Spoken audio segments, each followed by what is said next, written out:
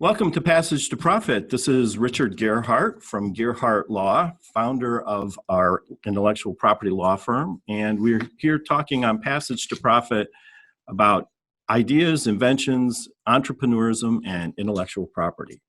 And I'm Elizabeth Gerhardt, and I work at the law firm doing marketing. I'm not an attorney, but I work with entrepreneurs as well, do a lot of networking. But if you do have a question or anything relating to intellectual property, patents, trademarks, copyrights, trade secrets, then you can contact us at Gerhardt Law. You can talk to Richard about it. And we also do litigation. Richard's been doing this for 30 years, from corporate to private practice. He's done just about everything you can do in the intellectual property field. That's right. So if you have a question, if you need a strategy, give us a call. A half-hour consultation is free. Yeah, that's absolutely great. Thanks for pointing that out. And we love intellectual property, patents, trademarks, and copyrights. And we love working with entrepreneurs too, who are starting projects.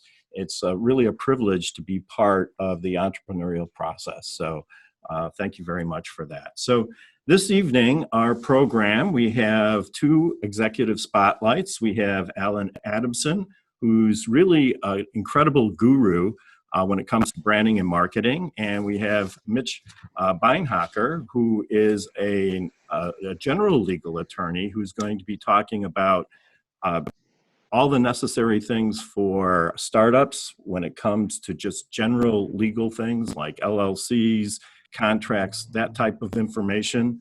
Also, this is Kenya Gibson, who is our media maven, and Elizabeth's going to make a few remarks about Fireside. And with us is Shirley Joy Jaffe, the quantum creation expert, and Stas Chizek, who's going to be talking about billfold contactless solutions. But before we get to our guests, we're going to be talking about IP in the news. And so we have a really interesting article here that we found relating to a Nobel Prize winner, right, who actually got his Nobel Prize for cancer treatments. And there was a big court case about this because the inventorship on the patent that covered the cancer treatments was wrong.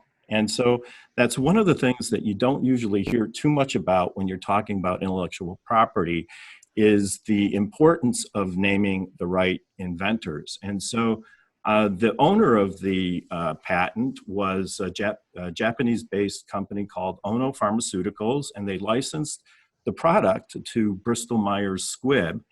And Dana-Farber Cancer Institute had two inventors that worked on the project, and they were omitted from the patent. And since they were omitted from the patent, they didn't have any rights in the technology. And so Dana-Farber went to court, and they managed to get the court to name their two inventors as inventors on the patent. And because they're inventors, they got to share in all of the rights associated with commercializing this cancer drug. And so it goes to show, the lesson is that when it comes to filing patents, it's really important to make sure that you get the inventorship right. Now, there have been courts that have found that if somebody is erroneously left off a patent and it's done intentionally, that the whole patent is invalid. So whenever you're working on a project that involves patents, it's really, really important to make sure that the inventorship is correct, and your patent attorney should guide you on this. And so it's really funny. Sometimes we've worked with a lot of scientists on life science projects, small molecule patents, drugs, and it's so funny because lots of times scientists don't care so much about the money, but they care about the credit. That is the thing that is most important to them sometimes. Well, and what happens is somebody may have the concept, but then to get your name on the patent, you have to make a significant contribution to the science in the patent or whatever is in the patent. And I guess that's kind of a question for some people. They can say this wasn't, this was. Of course, these people, their contribution was significant. So as you go along developing things, you may need to add people to your patent application, which Right. is what happened in this case. And the net result of getting their inventors named on the patent is now that Dana-Farber gets to commercialize this drug as well, and they'll probably license it to a different pharmaceutical company. And so it can have pretty significant commercial I think consequences. it can. I think for the people that are listening here, though, is one of the real scary things is if the court rules, say you go to court to enforce your patent because somebody's infringing on it and you don't have the right inventors on there, then the court's just going to say, oh, well, you're out of luck because you did this wrong. And so that's another reason why it's so important for when you have to enforce your rights against infringers. Yep. So what's up next? We have Patent Palooza. We have a real patent palooza here. Can anybody guess how many patents issued for Apple yesterday in one day? No. You guess? Well, you can see I know right the there. answer, so I don't. Is it a big number? Fairly big. So 64 patents issued. And 63 of them were utility patents, which are the biggies that cost for them probably, 30 to 50 grand a pop. And then one design patent. The design patent was on the MacBook. So they had So what did they patent, though? earbud type of things that actually interact with your Apple Watch and collect data and send it to your watch. So like when you're doing yoga, it can tell you things. So how do you feel, though, about companies like Apple collecting data on your biological characteristics? I mean, your pulse rate, isn't that a little scary? I mean, It's like the NSA. Yeah. Yes. Well, it's scary because you can say it's scary when the government does it, but at least we have recourse against them because we elect our government and we can go and tell them to stop it. And we can petition our Congress people and we can, but with Apple, it's a private company. I don't know. What do you do? For me, I'm very sensitive to that. So I bought a running watch. I like to jog, and but it has an app associated with it. And so it collects where I go, how far I run. I spent like $500 on this watch, and I'll never use it because I'm just paranoid that this data is going to be collected. And I'm probably a little over the top on that, but I really think that, these things have positives, and the younger generations don't care so much about the privacy. It has perhaps positive public health ramifications, but who's to know what's going to happen if your insurance company gets a hold of this stuff? So, you're listening to Passage to Profit with Richard and Elizabeth Gearhart. Our special guest this evening is Alan Adamson, Mitch Beinhaker, and of course, Kenya Gibson. We'll be right back after this message. Welcome back, everybody. Passage to Profit here with Richard and Elizabeth Gearhart. And this evening we have with us Alan Adamson, and he is a real guru in the world of branding and marketing. And he objected to this term before the show, but after looking at his books and his website, I think it's perfectly appropriate. He's written 4 books, most recently Shift Ahead, which is about staying relevant. And in addition to all this, he's an adjunct professor at the NYU School of Business at Stern. So welcome, Alan. So good to have you here, and thanks for joining us. So what do we have to do from a branding and a marketing standpoint to stay relevant in these times? Well, thanks for inviting me. It's fun to be here. And, that was a question that as we set out to write the book, is everyone knows you need to change to stay relevant. You don't want to become your father's Oldsmobile. Yet every day you double click and there's somebody else disappearing because they haven't maintained relevance. So while everyone knows you need to be relevant, it's obviously easier said than done. And I think the first part we found was that most people, if you remember the old TV show Frasier, and Frasier's dad had this comfortable chair and everything else in the apartment was new and he had this old chair. And you need to realize that we are all very familiar with the comfortable in the past. So any sort of change, getting a new shirt, getting a new exercise routine, buying a new exercise watch, any change is actually harder to do than you think. So if you realize you're starting in the end zone, you're starting in Frazier's chair, it will help you get out of that chair faster than if you think you're the most agile, quick changing person out there. Companies rise and fall in part because they get set in routines that worked in the past. Then the environment changes, and a new company comes along that can take advantage now of maybe new technologies or new thinkings, and then they rise to the top. So isn't that sort of a typical cycle? Yeah, that happens a lot, and there are sort of two big things that prevent people from seeing that. One is most companies are just looking right in front of them, right? Just looking right in front of. If you're Coke, you're worried about Pepsi. If you're Willie's Dry Cleaning, you're worried about John's Dry Cleaning across the street. And one of the obviously simple things but hard things to do is develop peripheral vision, because most companies don't get. Pepsi's not going to get put out of business by Coke. Most of the time disruption comes from the side or from behind you. When Gillette was having trouble, it wasn't Schick razors that was giving them a hard time. It was some kids doing Dollar Shave Club. So, keep in mind that you're not going to get. Yes, you have to pay attention to your number one competitor, but if that's all you're focused on, you're probably going to get zapped. So you work with a lot of entrepreneurs at NYU, a lot of students, right? Mm-hmm.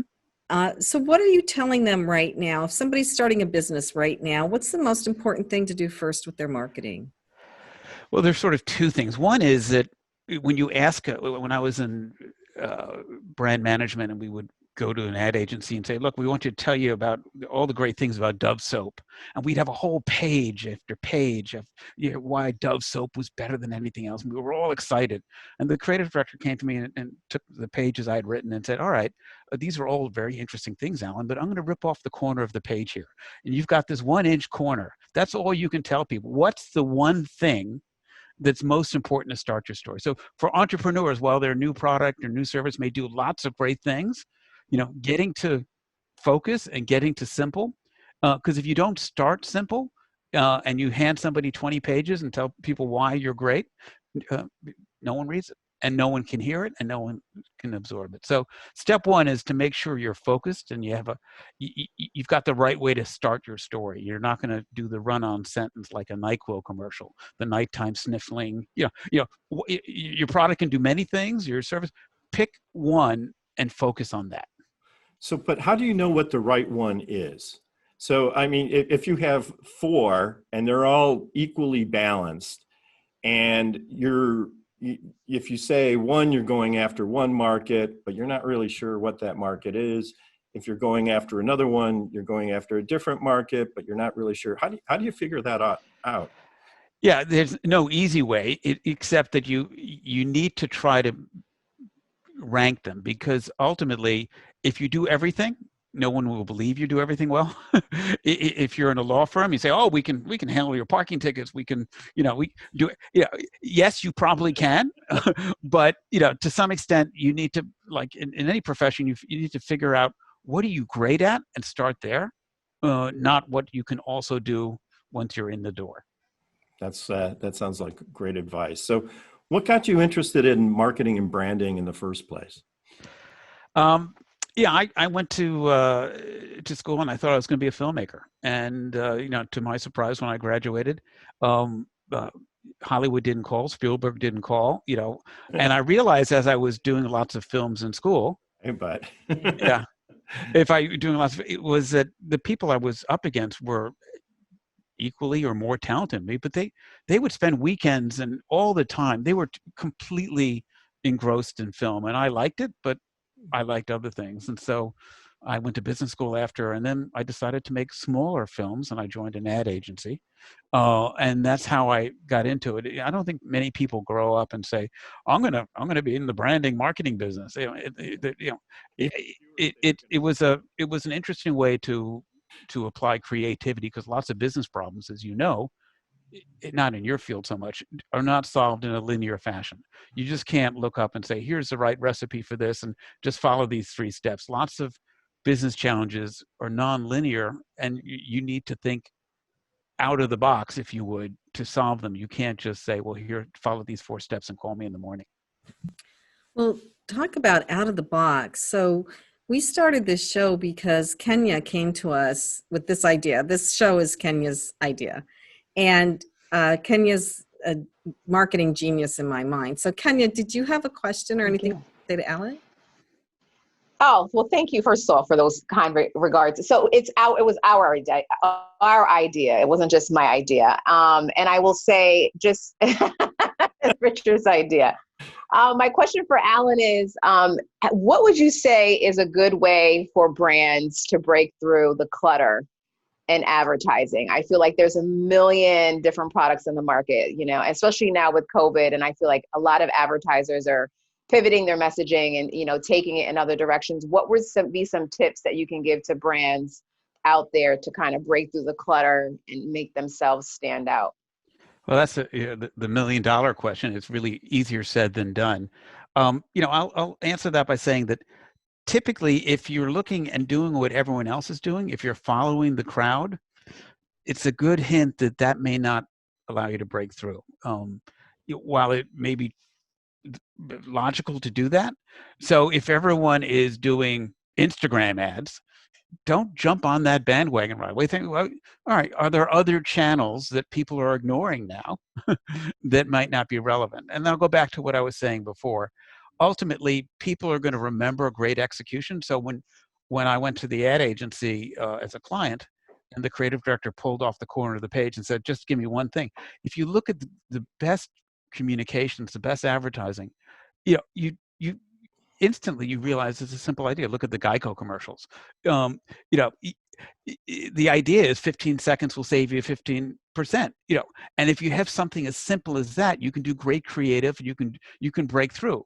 If they told you all the reasons Geico was better, because Warren Buffett owns it and they do car and they do, there are 100 reasons, but getting to the simple point of the story will allow you to do a better job of communicating.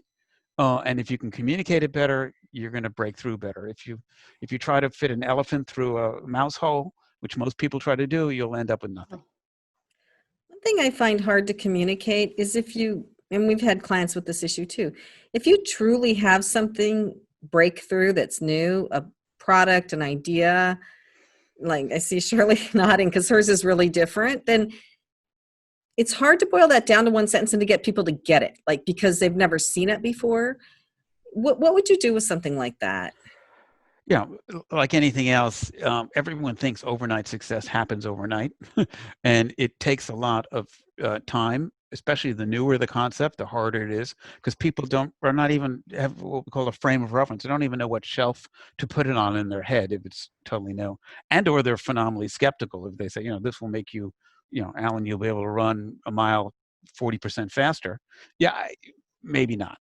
So I think part of it is getting people to try it and getting people to talk about it and share it.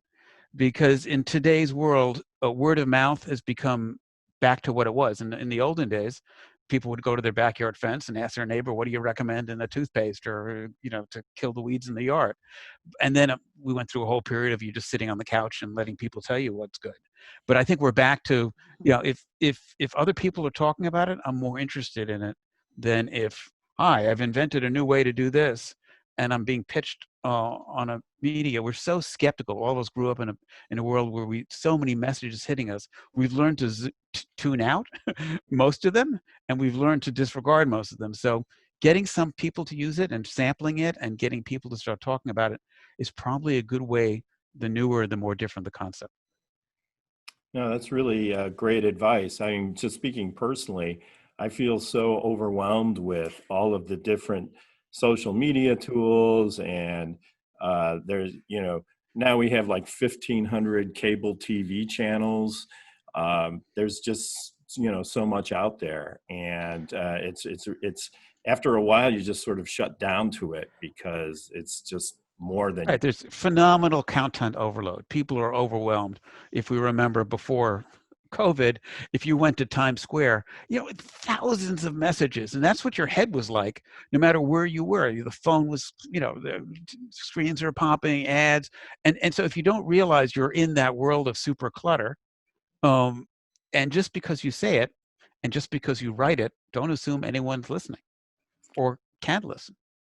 So what makes for really good content? Because that is the one thing I've heard can really help you stand out. Like Geico, they're funny. Like I think humor helps, right?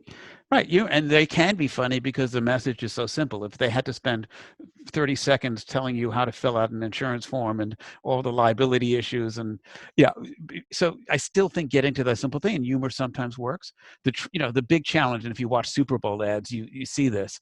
There's such pressure to say, "Hey, look at me," that one marketer after the other is trying to be funnier than you.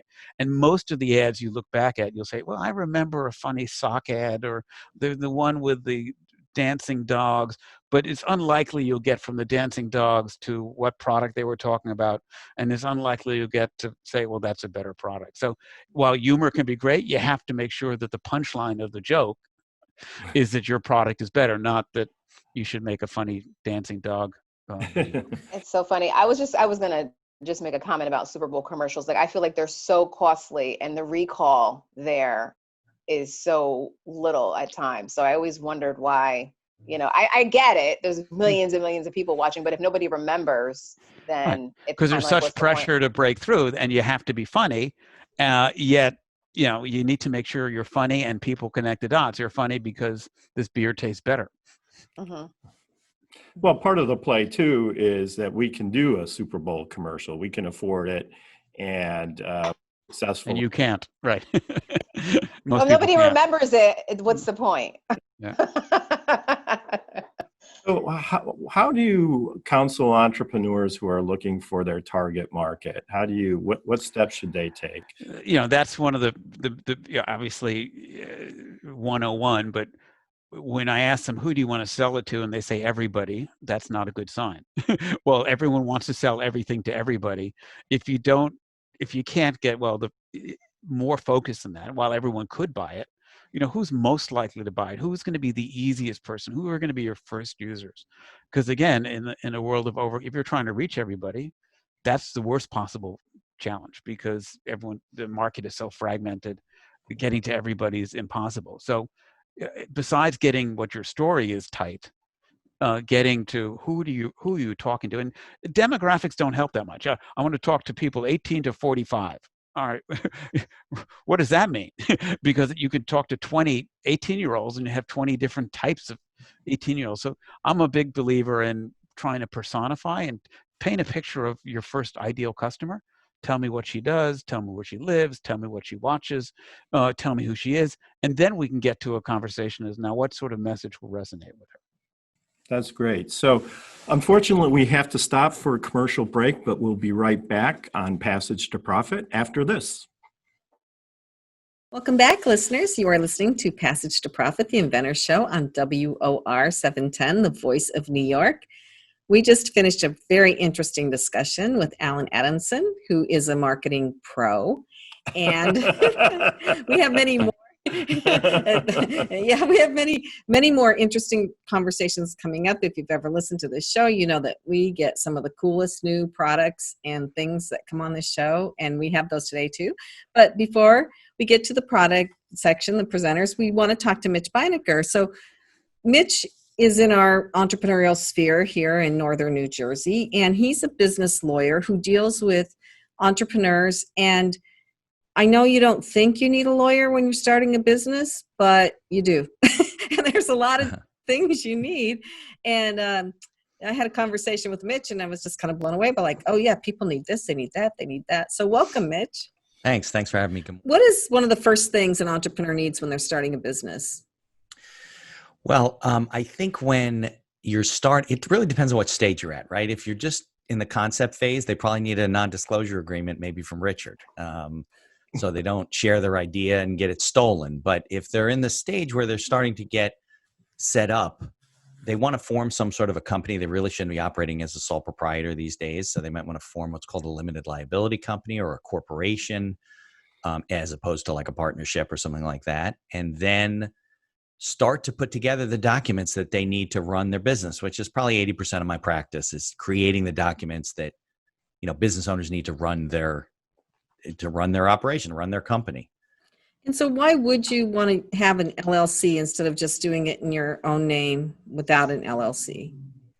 Well, in most cases, you want it for liability reasons, so you can be protected from inadvertent lawsuits, things like that.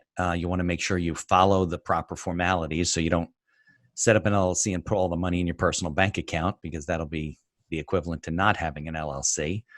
And of course, there's always an exception to that. So if you commit fraud or you mislead somebody or things like that, you're not going to get a lot of corporate or LLC protection. And a limited liability company is basically giving you the same corporate protection, but a little bit more flexibility and flow through taxation than a corporation. I'm sure you've had clients that have come to you and they're in trouble and they didn't have these documents set Right. from the start. What kinds of consequences have they faced? What stories do you have where they didn't do this and they paid the price?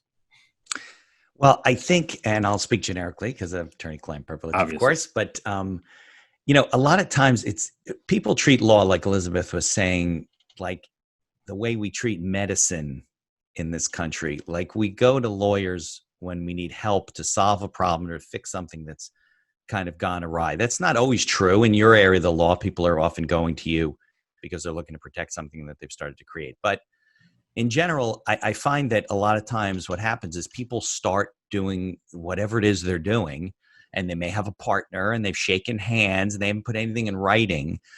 And, there's a reason that you use contracts, right? There's really two reasons. One is to list and state what your deal is between the person or what you're doing. And then the other part is when something goes awry or there's a misunderstanding or a miscommunication or a complete breakdown in a dispute, how do you solve those disputes and what are the rules of solving those disputes? So very often I get involved with deals where it's a business, they're investing in a business that, maybe they're the silent partner, maybe they're the operating partner, whatever it is. And they have nothing but like text messages and emails between each other. And they kind of had an agreement at one point, but it was never signed.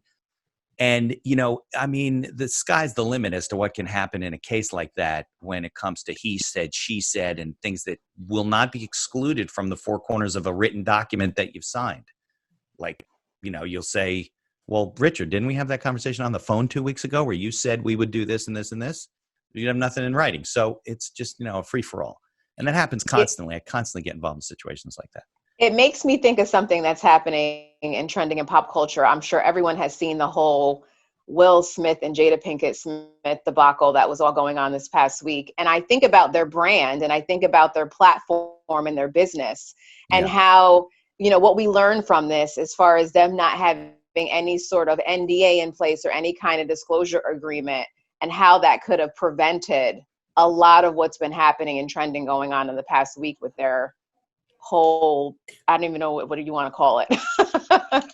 Yeah. I mean, look, it's not illegal to break the rules, to break contracts. It's a question of what the damages are. So, but when you're getting along with everybody and you're having good relationships with your business partner, maybe even your spouse, you should set the rules at the beginning when everybody's in agreement. And then when things go awry, and I won't say if, they always do. It's just a question of to what level things change, people misunderstand, they don't see eye to eye anymore.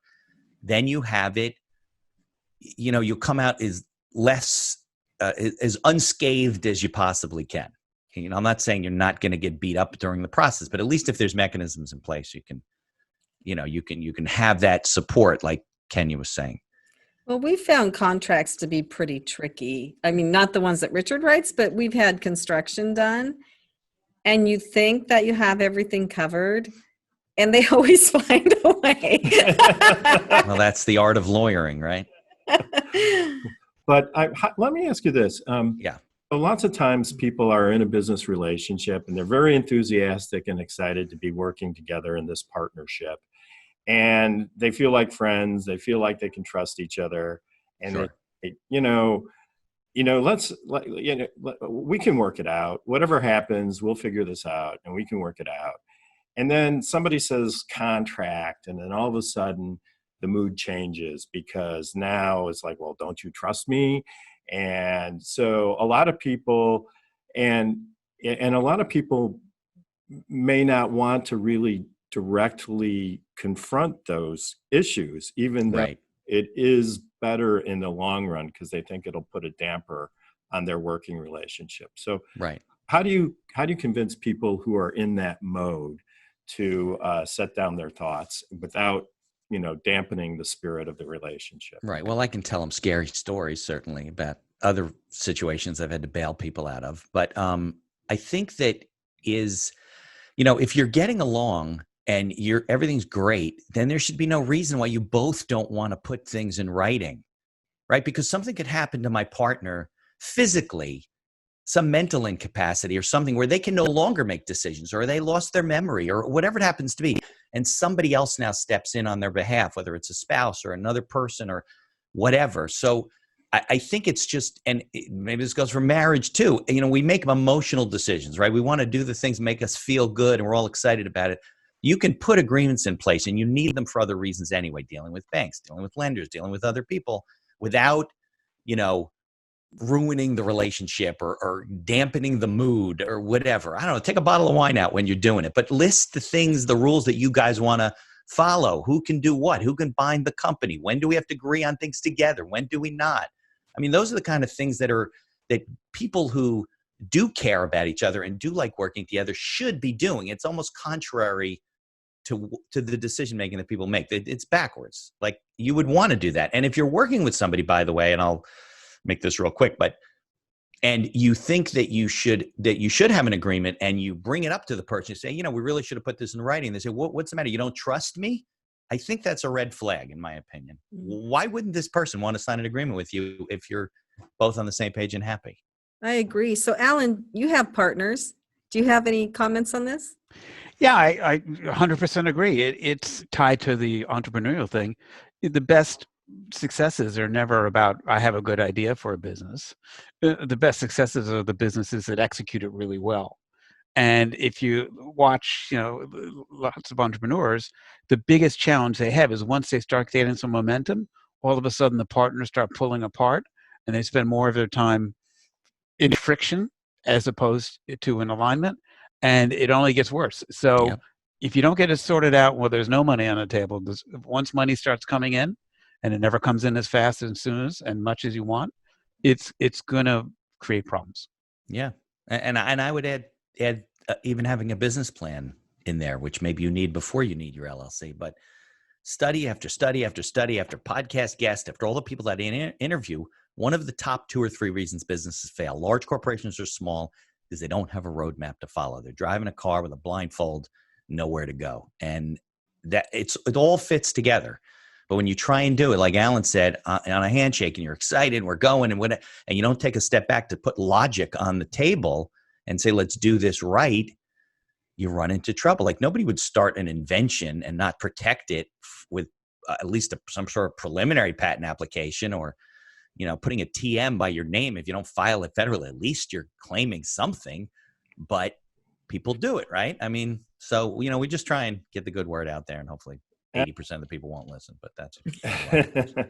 I mean, no, those are really good points. And it really talking through the business relationship and how the business is going to be structured is really a pretty healthy exercise, because then new issues come up that people haven't thought about while they're going through the process. Right. And sometimes they can be positive ideas or, needs that they didn't even think they had. And by discussing it with the people involved, you get more clarity, and hopefully you get a little bit more alignment. And so the contract is valuable. And so lots of people see these kinds of things as an expense that they want to put off. And, if you're bootstrapping a company and you don't have a lot of resources, and you're looking at the cost of doing these agreements, then that's kind of another reason why I think sometimes people put it off. They want to see if it's going to be successful, and then they'll go back later and do all of those things. So what do you tell clients who are in that position? Well, I have actually, look, I work with a lot of small business owners, a lot of startups, a lot of locals. Sometimes they're not even funded yet, so I'm doing it at a discount and helping them out. I got to pay my bills too. But For example, and when I went out on my own and disbanded my firm last summer and started a new practice, basically just solo, what I work with all the entrepreneurs, I built a section of the website that's automated because I think lawyers should be more accessible, more technology based. So if you're a business owner, you're just getting started and you need a basic agreement and you're willing to follow basic rules, you can go to my website for half of what I charge and in 72 hours have an operating agreement or a buy-sell agreement or a lease for your business or whatever. Now it needs to be customized. It could add to the cost, but for the most part, that's the way I do it. I try and steer people away from the LegalZooms and the rocket lawyers of the world where they get no real legal advice. That service is a document that goes to me to review, but that's how I kind of manage it for people. And then we can build it from there later on as they grow their business. So Mitch, when people go in front of investors, what kind of documents do they need to have that would be something for you? I mean, obviously investors like to see intellectual property. What else do they like to see? Well, I mean, they're definitely going to want to see a business plan, at least a pitch deck of some sort, so they understand the concept. You probably want them to sign a non-disclosure agreement too when you're making that pitch. That's probably what you need at that point. I mean, you get involved with subscription agreements and things like that as you're raising capital, but that's, basically what the investor wants. They want to understand the concept and they want to understand what the financial side of it. So really the business plan is what it comes down to when you're raising money. Right. And the investors want to see the proper foundation documents in place as well. They want, of course, that would be part of the business plan, how you're formed, who your management is, what state you're formed in, those types of things. Yeah. So that's great. So thank you very much, Mitch. Very helpful advice on the general legal side and tips I think that every entrepreneur should know. We're going to take a commercial break, but we'll be back with more Passage to Profit after this. Welcome back, listeners. You are listening to Passage to Profit, the Inventor Show on WOR 710 iHeartRadio. And we just had interesting discussions with industry experts in marketing and business law. And we have a lot more to come up that's going to be just fascinating. If you missed anything, the podcast comes out tomorrow, so you can hear it on the podcast. I'm going to take 30 seconds and talk about my effort. I update people every week. So I started Fireside Directory, which is a video directory of small business. It's a YouTube channel and a website. And I interview people on Zoom now because of COVID. I was doing it in the studio before, but it's easier on Zoom anyway. And I put the interviews on the website so people can see a business professional like Mitch talking to me, and I ask him questions like you would. And what I'm getting to now with Fireside is I realize I'm going to need some of these documents that Mitch is talking about that small businesses need. I'll need agreements for people that I want to work with, and I need to make sure everybody knows that Fireside's going to own the copyright to the content on the site, etc. So thanks, Mitch. But now I am so excited because we usually have our media maven, Kenya Gibson, here, but she has started a new segment for us called Cultivate. So Kenya, welcome. Tell us what you're doing. Oh, so I'm really excited about this. And again, I thank you for the opportunity to do this. So there's been a lot going on in society, just with a lot of different things. And I think one of the most important things that you can do to help people is to empower them and give them a platform. So we decided that we're going to do a segment called Cultivate. And basically it's where culture meets innovation. So we're going to be highlighting creators and innovators that are contributing to the culture. And one of the first people that we're going to be talking about this week is a young man by the name of Freddie Figures. I have to say it slow so I get his name right. But Freddie is an American inventor. He was actually found in a dumpster, believe it or not, as a baby, and now is worth $62 million. He started inventing as a young kid. He was adopted. He was actually given a computer because his adoptive parents thought it would keep him out of trouble, and it did. And he started inventing. His first thing was his father had started to develop Alzheimer's disease. So his first invention was a tracking device so that he could keep track of where his father was. And then he went on to develop a diabetes testing tool to help diabetics, and now is the founder of Figures Communications, which is this very huge telecommunications company that he started. And he's super young. Like, he was born in 1989. So I don't know how old that makes him, but it's just remarkable, his story. And really, like, from tragedy to triumph. I mean, I can't imagine being found in a dumpster and then, you're being able to take yourself to this next level. So we all have no excuse learning from Mr. Figures. That's for sure. That's amazing. Yeah. And I think it goes to show that everybody's here for a reason. I always feel like that. Like, your parents may not want you, nobody wants you, but you're here for some reason. And wow, he sure figured his out, from dumpster to this kind of success around 30 years old. And does he say what drove him? He basically, there's a great article in the Washington Post on him, if you want to check it out. But he was just saying how his adoptive parents always gave him love and a future. And he always, focused on, doing his best to make the world a better place. And now that's kind of been his mantra. So he didn't really focus on the problem that was in front of him. He really was always very solution oriented and was able to, turn things into great things. So, from the dumpster to literally a dynasty, it's a remarkable story. That's really fantastic. And it's wonderful that he lives in a place where he has those opportunities and can make those kinds of contributions.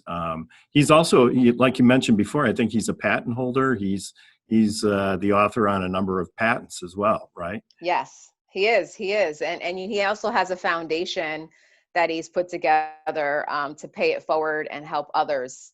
So I think, it doesn't get any better than that. So kudos to our first contributor to the culture, Mr. Freddie Figures. Absolutely. Well, thanks. That's a great story. And anybody who's an entrepreneur and hearing this should be able to take something away from it. And that is,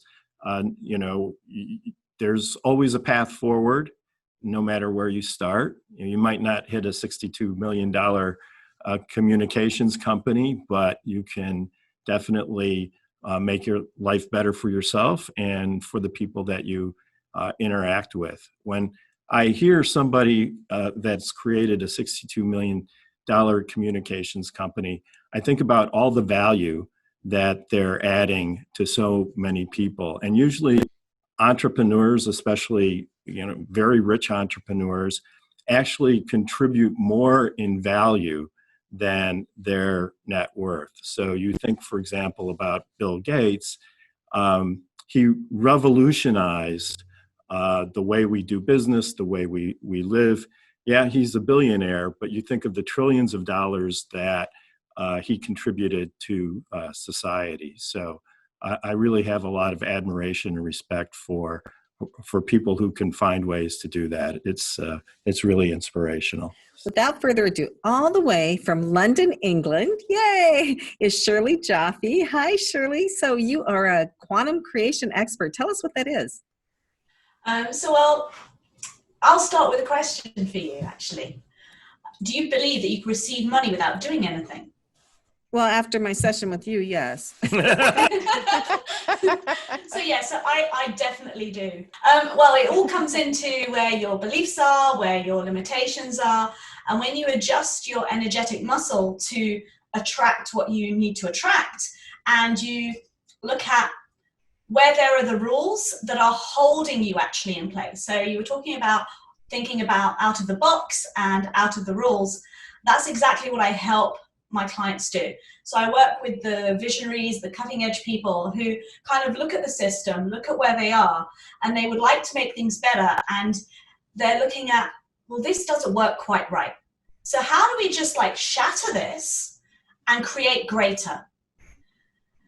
So that's what I do. I help them with that. I use a lot of different tools, lots of conscious creation tools, working with quantum, working with energy, some metaphysical and some mystical things. I've all rolled it up into a proprietary method that I use for myself. You have some psychology training, right? Yeah, I'm a doctor in the art of healing. So I don't use that very often because it's not quite in the same direction as where this is going. And yeah, I mean, I started out in the corporate world. I started out doing high-end banking and working with legal companies and helping them with training and that sort of thing. And it occurred to me that many people, even in those industries and environments, were looking to create something outside of what they were given.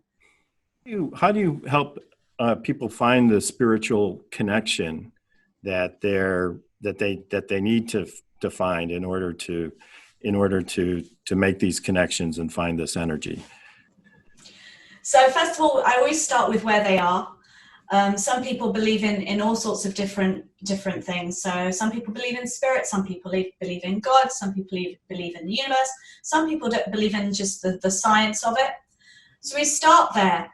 And by using the way that the mind works, the conscious, the subconscious, the unconscious, I sort of get right in and allow the space in between to expand. Because when we've got more space, when we're not as rigid, when we're not as tied into what we perceive as reality, then there's so much more that you can connect to create. And it's not necessarily about, spirit, God, universe, source. It's about the energy. It's about the frequency. The way I look at it is, I used to do personal training. I used to coach athletes, and I used to help them to get to that winning point. So they would come to me, and we would work through all the vision things, and get them to the point of winning. But also, what was success for them? And that is really the key, because most people feel that success is purely money, material things. And even when they say, oh, no, I'm happy to just have this, then this, when you actually get right down to it, that's what they're looking for. And I help them see that's okay. That's okay to desire that, because with that, we've just said it, you can create value for the world. And that's the bottom line. So having all of that material success, that monetary success, but you are creating value. And that's really, really super important to many people. Shirley, what are some subconscious, like common subconscious blocks that you find when you're working with people? So the main one, which I find, which I like to bust through really pretty quick sharp, is having to work your butt off to get money. If you've got that going on, then at no point are you going to be really fulfilled and happy, because you're just constantly slogging. You're looking for the next thing, the next thing, the next thing. And you end up with very little life. I mean, I've done it myself. I got so addicted to knowing that I could work and earn. It's like, it's very obvious. Work and earn, work and earn. And eventually you sort of got into the trap of working more and more and more. Even when I swapped careers, because I saw that actually the time was better spent in another career to earn more, but it was always about that. So I like to unhook them from that, because if you can become that type of person which fulfillment and everything happens without you pushing for it, without you hustling for it, without you grinding for it, then it's just much more of an easy ride. Yeah, working on things that are important rather than on things that are urgent, or working on a business as opposed to in a business if you're thinking in a business context. That's really interesting, though, the way you talk about sort of freeing up people's minds and going to the subconscious. I would imagine that there's a lot of creativity that flows from that process. Oh my goodness, yes. I mean, we talk about creative people. Entrepreneurs are really, really creative. And what I help them do is I help them, when you get into that space, it's not even a case of creating from things that you are creating yourself. That's where the inventors, they're picking ideas up from outside of them. Sometimes the ideas are not even formed and they just drop in. And I really believe that that's where we're getting these cutting edge innovations. It's not necessarily from, let's not say that the inventor is not like super amazingly smart, but I really believe that they have connection to other things that we maybe do not know about. And that's where things are coming in from. No, I think that hits the key. You know, lots of entrepreneurs see problems that other people either have assumed can never change or don't see it, and so it's a common. Do you find that, Shirley, that the ability to Yeah. help your clients zoom out a bit? Yeah, totally.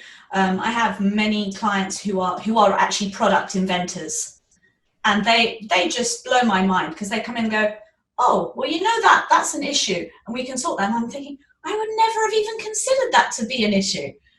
And they've created something out of just what they've seen. But the ones that really stick for me are the ones where the new technology comes in. Yeah, I mean, same thing as Shirley said. I don't have a lot of clients that are inventors, but I've interviewed several of them on the podcast, and they're the most creative people. They look at things differently from a problem-solving standpoint. Ironically, those people often have a lot of trouble becoming the CEO of the company later on as it grows, and then they got to make that transition with certain professionals' help. But yeah, I mean, I've had the same experience. So Shirley, when we spoke before, you said that you used to travel everywhere, and you would go to clients would come to you. Then you would go anywhere, you would do special days with people, but now you're doing everything remotely. So you are still working all the time. It's just through Zoom, right? Yeah, totally. I've got I do the work through Zoom. We've done some stuff, and it's not just the talking work and the spiritual work. I help my clients with other tools and techniques. So when I've been working with them and I'll use something, a technique or something like that, they'll say to me, oh, can you show me how to do that? And I'll spend time with them. But generally they're there for that energy reboot, that clear up. They are those super creatives. And then at some point they're blocked. There's just a bit too much pressure, a bit too much stress. They've gotten themselves into the cycle of overworking, and sometimes just overworking on their passion. Mm-hmm. And so I help them step out of that. And I know, Richard, you mentioned about doing the important things rather than the urgent things. So I really help them redefine what is the important thing, because sometimes the important thing is actually doing nothing. And I think a lot of entrepreneurs really need to be reminded of that. They might know it intellectually, and they just need to be reminded, like, stop, go out in nature, chill out, forget about your business for a few days, and then things will just open up again. And you'll start to remember what was important, where your joy is, where your fulfillment is, and then the business really, really kicks up a gear after that. I was just going to ask you, Shirley, what are some of the symptoms of being stuck? Like you mentioned, like stress, but like what are some other symptoms that someone could identify with being stuck? Yeah. So one of the main ones I find is that they're very scattered. Now, a lot of these creatives have lots of ideas, but they're still able to focus and place their attention in one space. When they can't do that and they're not really seeing straight and there's disruption in that focus, that's one of the symptoms. The other one, which I find, is that they will be super focused in the workspace, and then they'll come home, their kids will irritate them, they'll start snapping. Their spouses will irritate them, they'll start snapping. And then they start the disconnection from their families, etc. Oftentimes it's not showing up as much in the workplace. It's more on their personal side. They might find their health is going down. They get heartburn, they get palpitations, they are unable to, maybe if they are meditating every day or they're doing some kind of practice every day, that's going to become more difficult because inside they're I've got to get to the work part. I've got to get to the work part. So yeah, a few of those. Unfortunately, we're out of time, but this is fascinating. Full disclosure, I did a crystal session with Shirley and it was amazing. And thank you. Did a meditation and laid on the floor, and the floor stayed hot for like 2 hours afterwards. It was pretty amazing. But you can find her website at thequantumuplevel.com, and she can help anybody anywhere in the world. She does it through Zoom. So thank you, Shirley. And we'll be right back after this break. Welcome back. You're listening to Passage to Profit with our special guests this evening, Alan Adamson, Mitch Beinhaker, and Coach Kenya Gibson. We're on to our final presentation this evening. And don't worry, if you haven't heard the complete show, you can go to our YouTube channel and check out the video as well as the podcast, and also on our website. So make sure you check that out. It'll be available tomorrow. And on iHeart Podcasts. So for our second and final presenter, we have Stas Chizek, and he's going to be talking about his new product, Billfold Contactless Solution. So welcome to the show, Stas. Tell us about your project. But basically, we have started Billfold POS to help event organizers generate just double the revenue through making their events more efficient. So pre-COVID, we were one of the market leaders for contactless payments and access control. And what that means is that any event organizer that is looking to generate more revenue, we help them by making the processes at their event more efficient by linking all of the payment information, ticketing information, ID information to a simple RFID wristband that is given to every customer that walks into the event.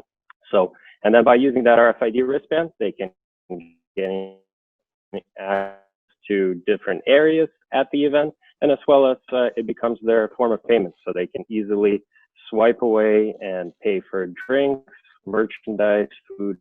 The product really started mostly out of my personal need. I've been in the bar business for 10 years now. Own and operate a small little neighborhood spot here in Brooklyn.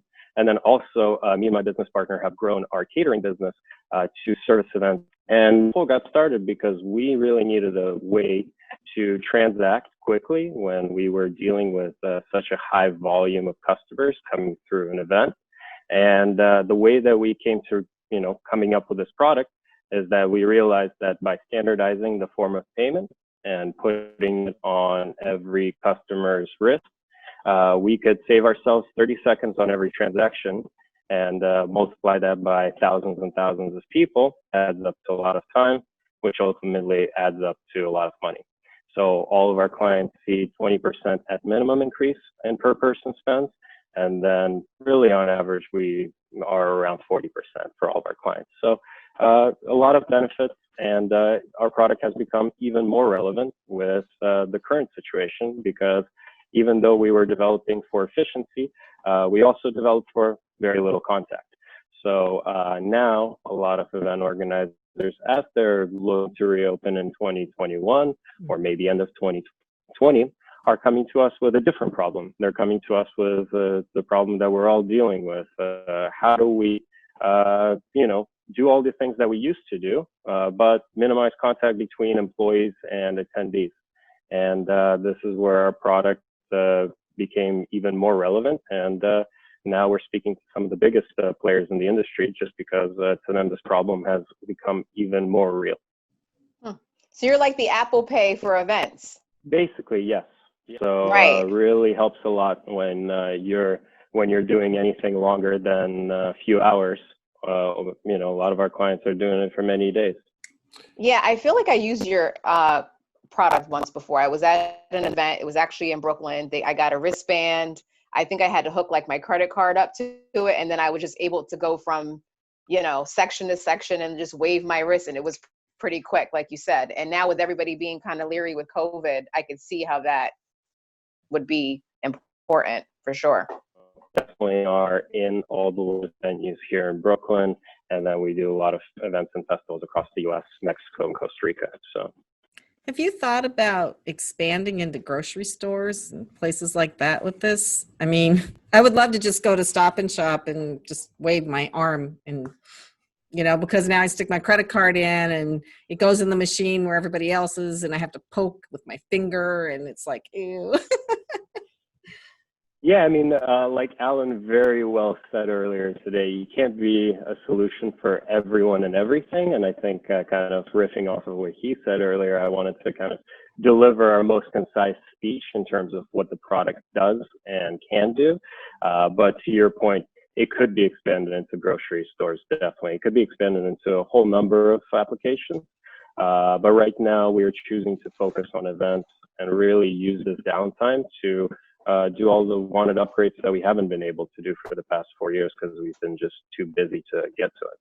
Yeah, I think that's exactly the right focus. It's you're solving a problem that you know firsthand at bars where people want to pay for something and don't want to hand their credit card down the bar and get it back and forever, and they want to just get the beer and walk away. And I think staying really focused on that and events like that, which you have to pay for things, but you really that's the worst part of the experience is because the help is so busy serving the next customer. They're not following up to pay you, so you're waiting around to get paid. Ultimately, the best businesses solve the biggest pain point, and I think staying there is smart. I mean, that's definitely what we wanted to solve for when we built this. Yeah, we just saw all this time wasted on every transaction, and we were, how can this be, and why hasn't anyone solved for it?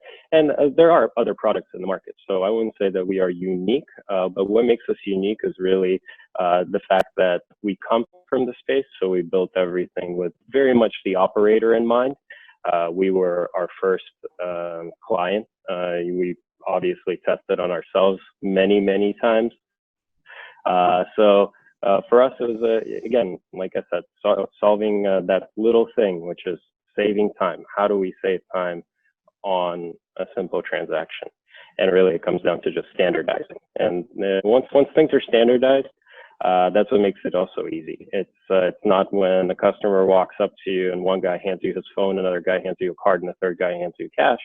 Now, every single customer, that their credit card or their cash is right there on their wrist, so they could just use that to pay. Hey, I can't tell you how many times I've opened a tab at a bar and left, and then realized when I got home that I left the credit card 40 minutes away. I had to go back the next day, freeze the card, and The amount of cards we save, I have no idea. I'm sure it's thousands. It's a fairly common occurrence, and I've done that before a number of times myself. So, Can you put tips on things with this, or is it just like one? How does that work? yeah. So I mean, So with our product, the tips actually is a whole another benefit of it. Is that the tip average is double usually. In the bar business, you see between 11 and 13% in the U.S. average tip. That's kind of when I tip usually 20. Most people tip 18. But the reality is that all those people that just give $1 on a drink, well, that $1 on a $20 tab, that's 1%. So 5%. Sorry. So basically, it's by making it easy for people to tip and just select preset options on our POS, they can just swipe away and the tip averages go up. And what that means to the event organizer is that they can retain better staff, because when staff are paid well, more professional staff want those positions. And as a result, the whole operation grows and becomes better. If I could just make one comment too, Stas, and that is, you have a lot of background in the restaurant business, the bar business, and by having that background, it's really amplified your chances of success in your entrepreneurial venture. And so I think it's worth noting for entrepreneurs out there that if you do have particular industry experience, that lots of times that knowledge really gives you a leg up when you're trying to develop that kind of product. If somebody who saw this need but didn't really have the industry experience that you have, it would be a harder road, I'm sure. So I find when I work with business owners, help them with business plans, that's often a focus. Do you have the skills to run this business? Could you get the skills to run this business if you bring in somebody? Or maybe you shouldn't be doing it just because you think it's a great idea, because you don't know anything about the restaurant business, anything about running a bar. So I think it's a good point. That's excellent. We're at the end of our segment here. But Stas, maybe you can tell us where our listeners can find you. You can check us out on billfoldpos.com. That is our website. In the next couple of weeks, the full suite of solutions will be updated on the website. So you can definitely just check it out and see everything that we offer. But right now, the website is mostly focusing on our flagship point of sale product. Congratulations on your success so far, and we wish you the very best, and maybe you can come back and update us on your progress. So, thank you so much. Yeah. You're listening to Passage to Profit with Richard and Elizabeth Gerhardt. Our special guests this evening, Alan Adamson and Mitch Beinhaker. We'll be right back after this message. Welcome back, everybody. It was a fantastic show, wasn't it? Yeah, there was so much good information. It's kind of hard to process it all. I know, I'm almost on information overload here. I have to listen to the podcast when it comes out. So yeah, I want to go through who we had on the show. So first of all, Gerhardt Law sponsored it at gerhardtlaw.com, and you can see it behind us. Oh, if you're not watching this on the video though, it's GEARHARTLAW.com. We had Alan Adamson from metaforce.co, just this out of the box, amazingly powerful marketing agency. Okay. So it's metaforce.co. So .co, but we actually just bought the .com a while back, so both will work. Oh, yay, good. And then we had Mitch Beinhaker, who is a small business attorney who helps you with everything that you need for your small business starting out and startups too. And he has Beinhaker Law, BEINHAKERLAW.com. And he also has a very cool podcast called The Accidental Entrepreneur. And it's very interesting. It's a great podcast. So absolutely listen to that one. And then we had Kenya Gibson, who is our media maven at iHeart, and you can reach her at Kenya Gibson with a P at iHeartMedia.com. And then we had Shirley Jaffe, who is a quantum creation expert. She helps visionaries get to the next vision. I guess, is that a good way to put it? I'm ready to go. And her website is thequantumuplevel.com. So the QUANTUM uplevel.com. And really, she employs amazing techniques to help you break through psychological blocks, unlike anything else. And I love that name, the Quantum Level. And finally, we had Stas Chisik, and he has a really cool thing that he's been using for events. It's a contactless way of paying. You just put a wristband on, link your credit card to it, and you run around the event and just flash your wristband, and you're all paid up. His website is Billfold POS, like point of service. So billfoldpos.com. And these were all, look these up, listen to the podcast, see what these guys are doing. It was an amazing show. I do have to give a special shout out to our producer at iHeart. We're doing these on Zoom during quarantine. The sound is not optimum, not like what Noah gets in the studio, but Noah fixes it up for us and gets it on the radio in New York City, and makes a great podcast out of it. So thank you, Noah Fleischman. We love you. Right. And before we go, we'd like to have a few final words from our guests. Mitch, any comments for our audience before we move on? Only that, if you're a small business owner, you're working on a concept, see an attorney sooner than later. I constantly run into people that I got to fix problems that I could have, for less money, put things in place and protected you and put the right agreements and got you started on the right foot from the beginning. That's great. Good advice. And as a fellow attorney, I heartily recommend that you take those steps, and especially with Mitch. So, Kenya, any final thoughts? No, I just wanted to say it was a great conversation. I felt like everything blended and complemented so well to each other. So great advice from Mitch, great advice from Alan about building your brand. And I just love the innovation from Stas and from Shirley, how you're just, innovating and creating and growing into the spaces that you're passionate about. So good stuff. I think we were firing on all cylinders with entrepreneurism today. Yeah. I think it was one of our most entrepreneurial shows that we've had so far. Yeah. And Alan, your final thoughts? Yeah, I think entrepreneurs, the idea is important. Don't give up on it, even if it at first don't succeed. Most entrepreneurs don't hit it out of the park. It takes several swings. And the best brands keep it simple to succeed. So keep it simple to start with, and then solve it first well. So thank you for listening. And listeners, Tune in next week for another excellent conversation. We always have such wonderful people on this show, and you can start thinking about what your presentation will be. And don't forget to like us on Facebook, Twitter, Instagram, and check out our YouTube channel. You're listening to Passage to Profit on WOR 710, the voice of New York.